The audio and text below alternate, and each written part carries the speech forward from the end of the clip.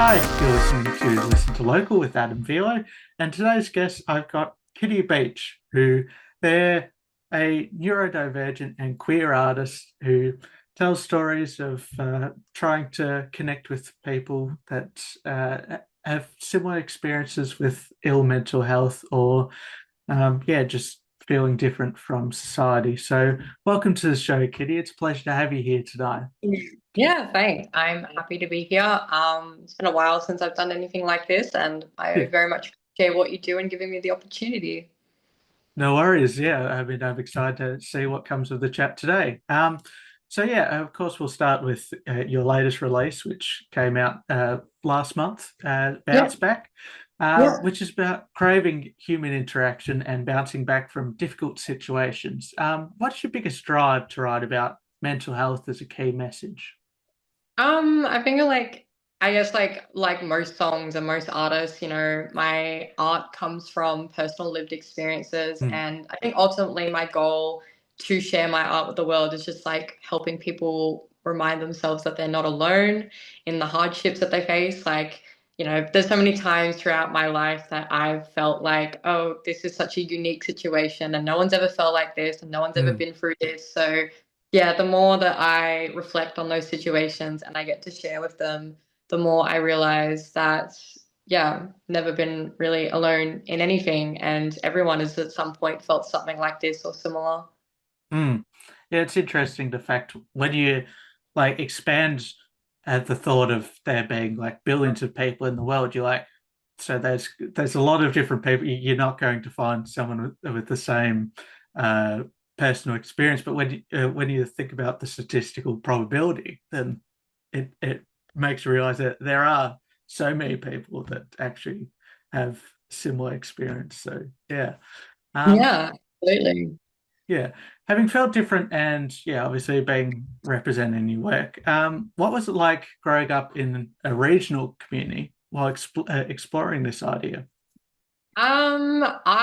Yeah, like especially when I first came to the realization that I was queer, Mm, it was very, very hard to, yeah, sort of find that fellow community, where I lived in my school or just, yeah, in my general area. There was a lot of, which I'm sure a lot of people, queer people can relate to, like finding community online and outside of where you're from. Yeah, it was, especially for my music as well, there was very, very little opportunities. Like I grew up in a small sort of country town just outside of Melbourne, mm, and there was I talked to people who when they were like say 13 or just younger teens or whatever, and they were had so many musical opportunities that they've been doing from the get-go. And it's like me, well, it's like I'm a bit of a sort of semi-late bloomer in terms of that. I just didn't have mm, those opportunities, but I'm incredibly grateful for everything that I have now. And yeah, I feel like being isolated in that area kind of definitely shaped me into who I am today. But there's also just a lot of valuable things that I missed out on, which is very unfortunate. But yeah, mm. I'm still learning as I go. We're all learning to some degree with something. So Yeah, yeah, I mean, after all, you only get one shot at life, so I mean, yeah, obviously, everyone's learning as they go along. But yeah, obviously, highly encourage anyone that's listening that might feel similar to outreach to any spaces that may facilitate what you need. And yeah, obviously, music's such a fantastic outreach of that as well. absolutely. Yeah, I always think that music is the best way of bringing people together. So Mm, yeah. You reference poetry as some way you draw inspiration from.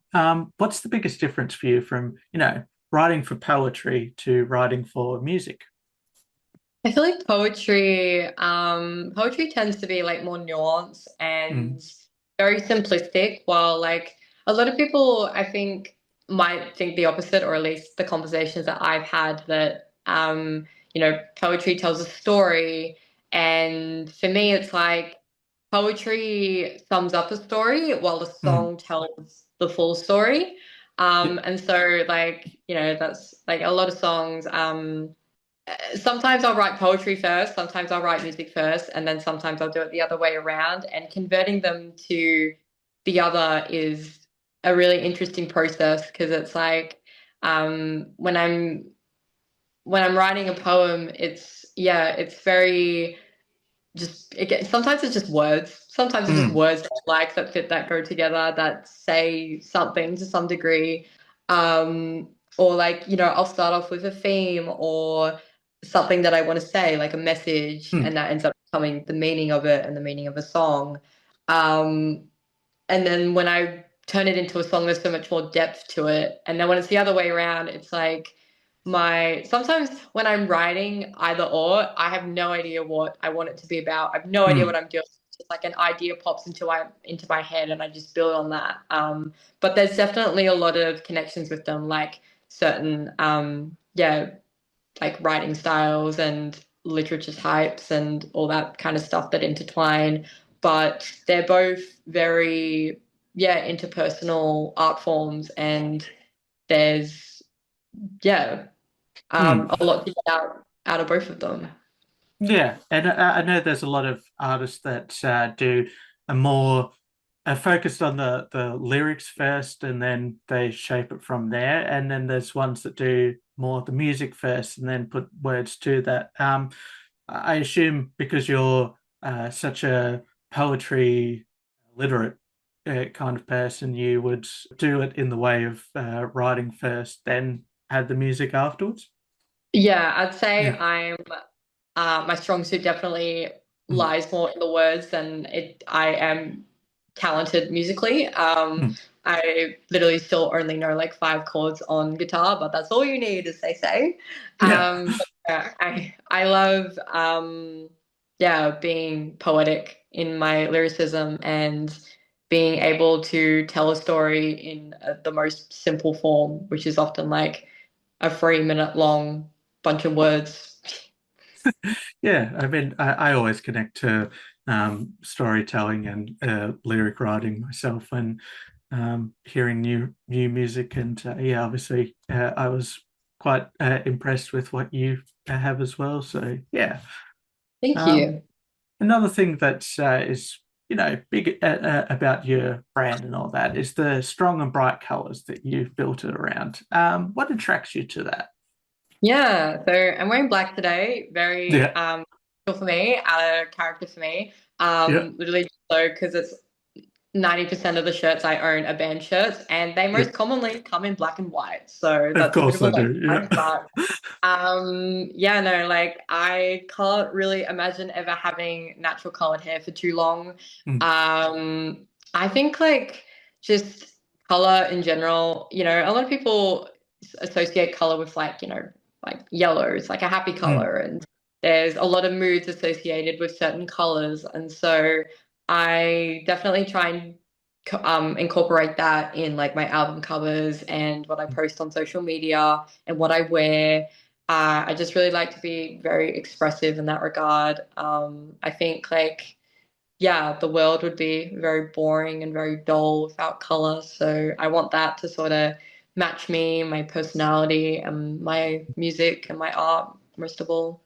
Yeah, and it's quite lucky with that kind of fact that it obviously it's self-expression for yourself, but also when someone's looking for new music or new ideas, like because it's a vibrant color scheme, you're more likely to be drawn from the eye to that. So yeah, it kind of works as a uh, double benefit basically.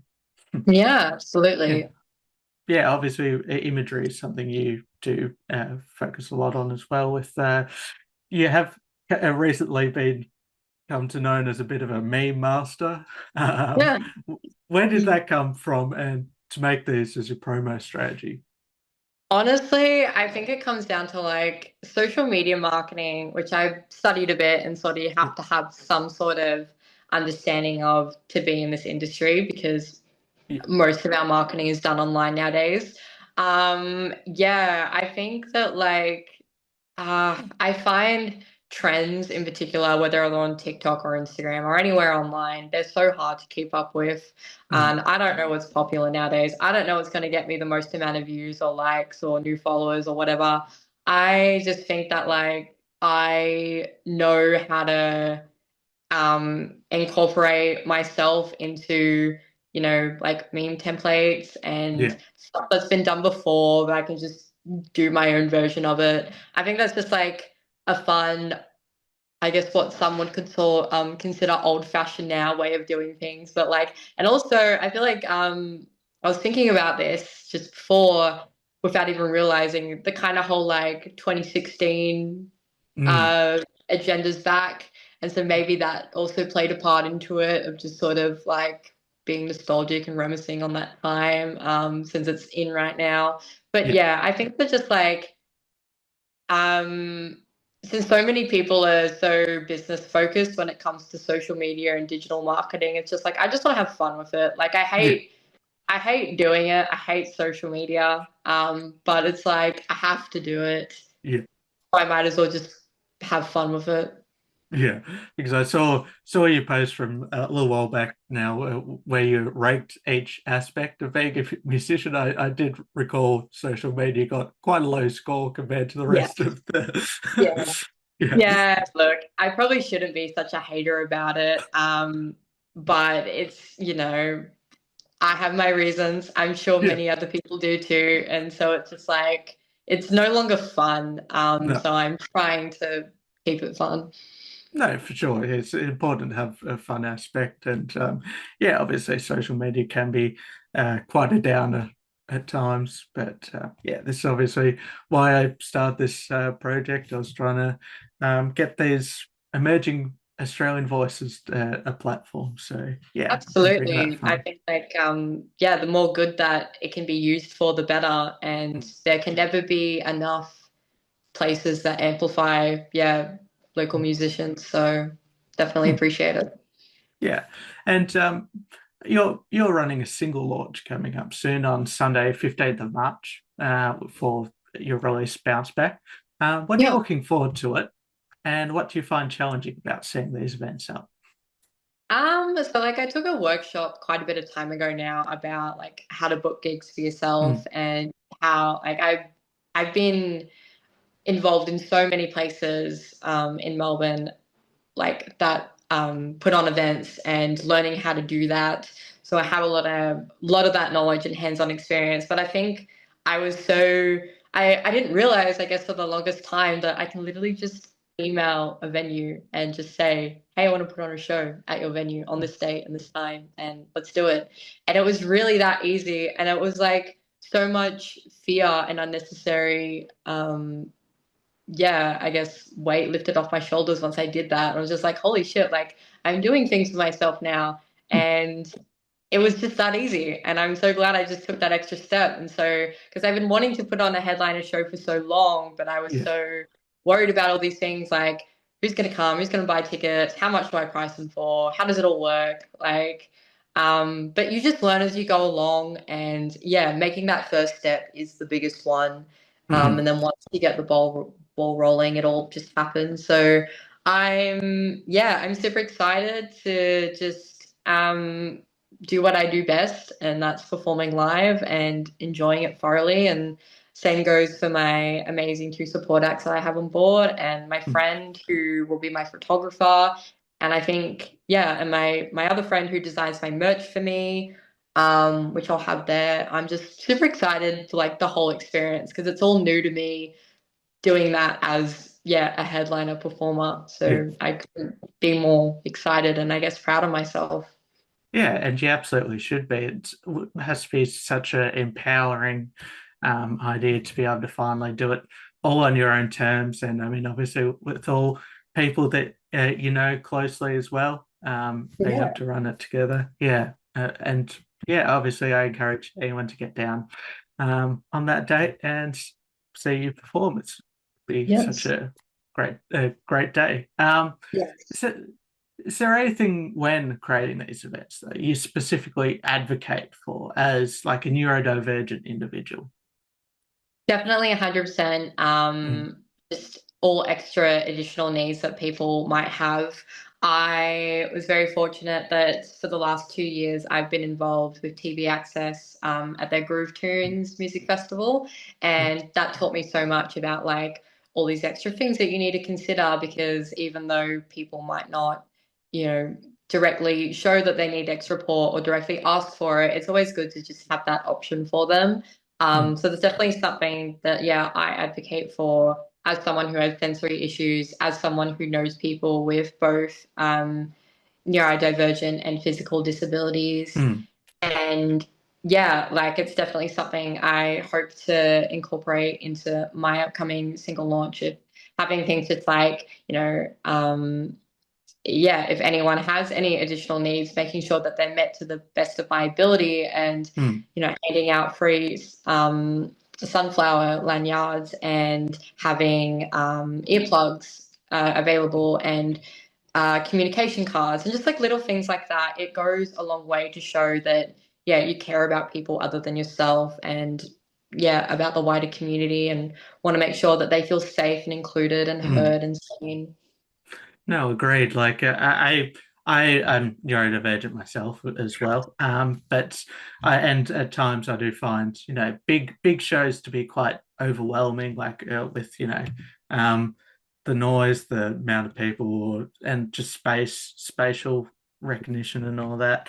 And yes, it's always such a something that I value quite highly when I see events putting effort on to try and make it as inclusive as possible. And yeah, obviously, that there's a growing number of events these days, but I still think there needs to be more that do address this. For sure, absolutely. Yeah, and we're just last weekend we had Mardi Gras just gone, and as a member of the community yourself, what is the importance of emerging queer voices in the community? Yeah, so I think Mardi Gras is great. Obviously, it Mm, started as a protest and it's still actively going as one. And I don't think it should ever stop. It's no. such an important part of queer history. I think, unfortunately, I guess just like any other community, it's mostly run by cis white, like not heterosexual, but yeah, cis white people who despite being queer to some degree, they're still in some degree a majority more than a minority, and it can Mm, be very easy for these people to take control and take lead and focus on themselves and not what other people who are different to them might need and want. And yeah, focusing on bigger queer voices rather than the little ones, mm, because yeah, when there's uh, a small number amount of people who might say something, it gets wiped out compared to what the majority might say. mm, So I definitely think that every year Mardi Gras and any queer event and community should be focusing on listening to those people who don't have a voice and don't get to be heard or seen. It's super important for queer community and acceptance as a whole, just not just in Australia or in Sydney, mm, but like globally. And same goes for queer music as well. Like it's still there's people who might have started off small are now big voices in the queer community, but that's not to say that we should only listen to them and not listen to mm. these other people. Because yeah, I think we should all deserve an equal amount to be heard and appreciated. Yeah, and that brings me on to my next question, actually. As of right now, do you think there's like a fair opportunity and chance on festival lineups and other spaces for those queer voices to platform? I think, yeah, similar to my previous answer, there are a lot of queer opportunities for music and like festivals and other things. I know there's a trans genre festival that happens in Mm, Sydney. There's another gig that's currently being put on in Brisbane for young queer people, drag performers and musicians, which is amazing. mm, And then Melbourne, there's like, such a big drag community and lots of queer musicians. But again, they're all still very minimal and minor and small compared to the grand scheme of things when you mm. consider, yeah, bigger music festivals. Like there was such amazing queer representation in Laneway this year, which is Yeah. amazing. I mean, Australia is not doing great in the music festival scene in general nowadays, anyway, very unfortunately. But Mm, I definitely think that we need to improve it in general and improve the diversity of lineups that we see in the future for sure. Yeah, totally agreed with that.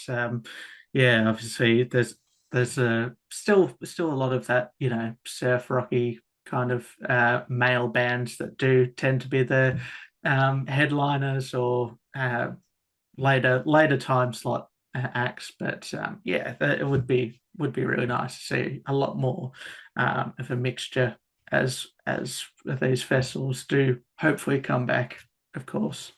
Yeah, completely Yeah. agree. Yeah. And there's been a lot of discourse lately around new AI playlisting features and how it impacts, people like yourself. Who are some Aussie artists you put on your playlist? Yeah, I always get so disappointed when I see a local that I know and connect with and have networked with interact with AI in some way or interact with Spotify in some way. I understand in some, capacity, not everyone's able to step away from it at the moment, but I think the more people that do it, the bigger the benefit is for everybody in the music community, like from small artists to big artists. Yeah, the AI playlisting thing is just so unbelievably bizarre to me, but Mm. love to shout out the two support acts that'll be at my upcoming single launch, Sienna May and Cara May. They're doing great things. I love their music. It's very pop, very empowering. And then another artist I love is Betty Ford. She's also from Yep. Melbourne. Absolute diva, like queen. Shout out. I think she's yeah, beautiful, beautiful person. Makes very silly music, but with very serious messages, which is something Mm. I highly admire. Of course. Yeah, And yeah. I'm sure the list could go on in terms of like, um, yeah, femme artists, queer artists that I love, but I think Melbourne music in particular, and Brisbane music as well, is at its prime at the moment and Mm. definitely shouldn't go swept under the rug or overlooked. Definitely deserves more and more support. No, absolutely. Yeah. I I just find it bizarre that people say that, playlisting music is in I mean, as a quote from some people, like a time suck. And I'm like, do you really like music then if you consider it time suck, Yeah, Um, like sure. the discovery of new music is, in my opinion, one of the greatest things as obviously music is such a um, emotional medium. And I mean, obviously that leads into uh, when you say about artists that may make more silly music, but have such serious stories. It's yeah, obviously that's the platform, and it's what the world needs. Is a lot more um, people being able to have their chance to be heard properly, and not one of the companies choosing which one should be platformed. Yeah, I think Yeah. yeah, like you said it yourself, it's like, do you really love music if you're wanting a computer and artificial intelligence to do it all for you? And I think definitely some companies are going about using AI in the wrong way, and there's so many Mm, other better uses we could have for it if we mm, advanced it in the right areas. Like, um, yeah, technology can do so much for music, but also yeah. there's so many human aspects from it that cannot be taken away. Mm. And that's why I love like live performances and recordings from live events, because obviously it'll never be like perfect, but that's what it is. It's human made, and that's what we love about it, really. But yeah, of course, if people do want to go have a look at what you're doing with these on these music platforms, like aside from that one, where do people go to view and stream your work? Yeah, so literally everywhere that isn't Spotify. Yeah. I'm on YouTube, iTunes, Apple Music, these are Tidal. Like I should be on literally everything else. I was on Bandcamp for a bit, but there was some technical issues around Mm, like my album artwork not fitting their size requirements and yep, some issues with my files being uploaded. So I've taken a step back from Bandcamp, but I'm also on SoundCloud. yep. I burn my own CDs, so you can buy those at my single launch and from my merch website.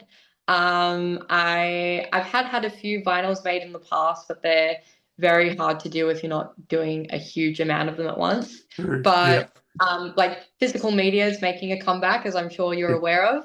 yep. So definitely, if you want to have something physical with my music on it, yeah, get in touch. I can supply that for you. Love to hear that. Yeah, I mean, vinyls in particular. I mean, they've created their own subculture with these, record stores that are around Melbourne and all that. And yeah, obviously, even CDs are becoming popular again, as you say. And those are such a they're great to just physically own these items. But yeah, for you personally, though, and what can we watch out for in the future for you? Yeah, so I'm on the fence about releasing an EP this year. Yep. Um, After my current single, I wasn't sure whether to just leave it as the one single or I've got a few more songs in the vault and I want to get them out. It's just a matter of when and how. Yep. So that's a possibility. Yeah, I'm hopefully this won't be my single launch won't be my first headliner this year Mm. or just my first paid show or just show in general. I'm always looking for more places to perform at and people to perform with. But yeah, I'm just kind of like a lot of people making it up as I go along and just having fun and yeah, just doing what I love to do. Hmm. And that's really the important thing overall. And I mean I don't know who listens here, but if you are someone that is involved in these areas that could make it more possible, then I would highly recommend you be able to give some support out to Kitty. But in the meantime, thank you so much for the chat today. It's been a pleasure having you on, and best of luck with the single launch and anything beyond that. Awesome. Thanks so much, Adam. Thanks for having me. Appreciate it.